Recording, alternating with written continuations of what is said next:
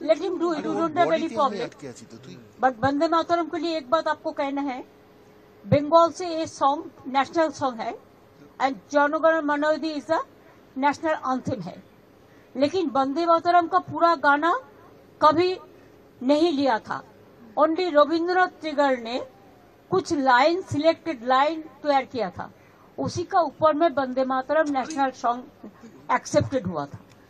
ये भी जानकारी के लिए मैं बताया, बिकॉज आपने पूछा। पहले तो राज्यसभा ने नोटिफिकेशन दिया था कि जय हिंद बोलना नहीं चाहिए, वंदे मातरम कहना नहीं चाहिए। कल मैं बीजेपी का बात भी सुना, कोई कोई बोला कि नेताजी को हम पसंद नहीं करते हैं।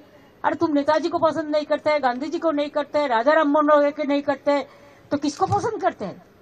ये कैसे आया? ये सब लोग जो देश को बारे में जिसको पता नहीं है, देशेर सम्बन्धे যারা জানে না, তারা নেতাজিকে অপমান করে, বঙ্কিমচন্দ্রকে অপমান করে, রবীন্দ্রনাথ ঠাকুরকে অপমান করে, বিদ্যাসাগরকে অপমান করে, রাজা রামমোহন রায়কে অপমান করে। এরা জানে বাংলার অবদান